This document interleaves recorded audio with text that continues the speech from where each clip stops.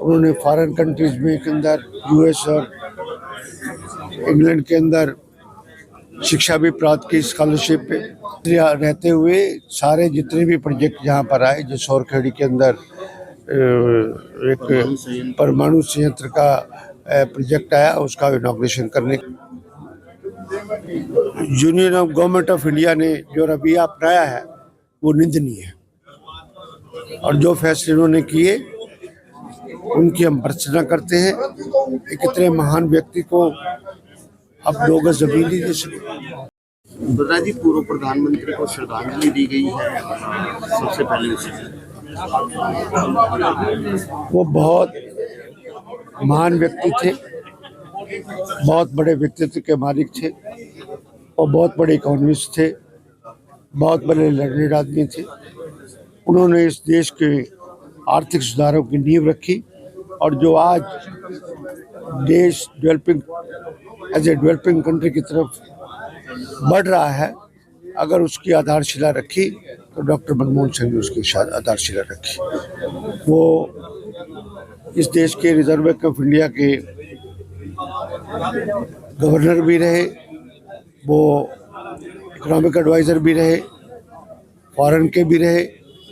उन्होंने foreign countries में के अंदर यूएस और इंग्लैंड के अंदर शिक्षा भी प्राप्त की स्कॉलरशिप पे। वो एक साधारण परिवार से बिलोंग करते थे।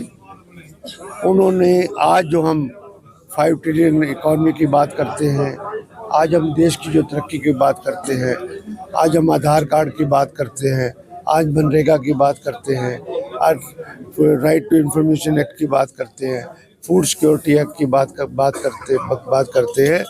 इन सब की देन अगर थी तो डॉक्टर मनमोहन सिंह की देन थी। हरियाणा को भी उन्होंने कई बार हरियाणा का दौरा किया, प्रधानमंत्री रहते हुए सारे जितने भी प्रोजेक्ट यहाँ पर आए, जो सौरखेड़ी के अंदर एक परमाणु संयंत्र का प्रोजेक्ट आया, उसका इनॉग्रेशन करने के लिए आए। और IIM रोहतक के अंदर आया, वो उनकी देन थी। एम्स 2 रोहतक के अंदर, रोहतक पार्लियामेंट्री कॉन्स्टिट्यूंसी में आया, वो उनकी देन थी। जितने बड़े प्रोजेक्ट हरियाणा के अंदर आए, उस बात के लिए उन्हीं की देन थी। जिस मनरेगा को अपोजिशन क्रिटिसाइज करती थी, आज वही मनरेगा के गुण गाते हैं।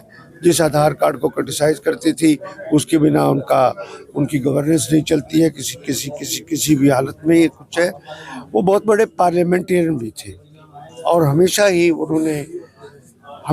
ही प्रेस का सामना किया, और हर एक कठिन से कठिन, और कई बार तो डायरेक्ट उनके ऊपर एलिगेशन लगा के सवाल पूछे जाते थे। आज के युग में कोई सवाल पूछ के तो दिखाए। श्रद्धांजलि जो सभा है, जो जगह है उनकी समाधि स्थल की बात करें, उसको लेकर जो राजनीति नहीं चल रही, जो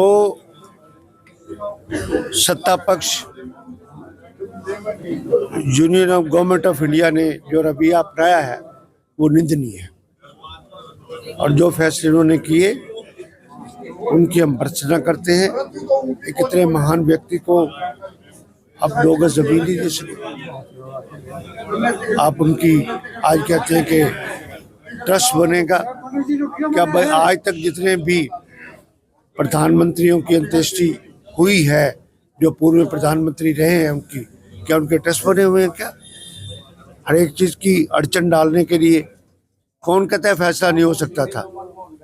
इवन प्रियंका गांधी जी ने कहा कि जहाँ पर शक्ति स्थल बना हुआ है, उस शक्ति स्थल पे आप साथ में वहीं पर ही उनकी अंत्येष्टि कर दो, हमें कोई इतराज नहीं है इस बात के लिए। राजीव गांधी जी का बना हुआ है, वहाँ पर कर ले, हमें कोई इतराज नहीं। हमने शांति वन बना हुआ है नेहरू जी का, वहाँ कर लो, हमें कोई इतराज नहीं।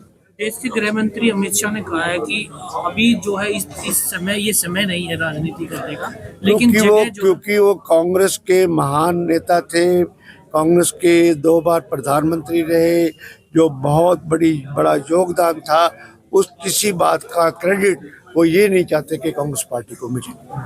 तो आप आवाज उठाएंगे उनको? बिल्कुल आवाज, अभी 7 दिन शोक है। हम इस इशू को अभी तो राजनीतिक स्तर पर नहीं ले जाएंगे, पर जिस दिन 7 दिन शोक का खत्म हो जाएगा हम इस बात को, इसको भी उठाएंगे और संविधान का मुद्दा उठाएंगे।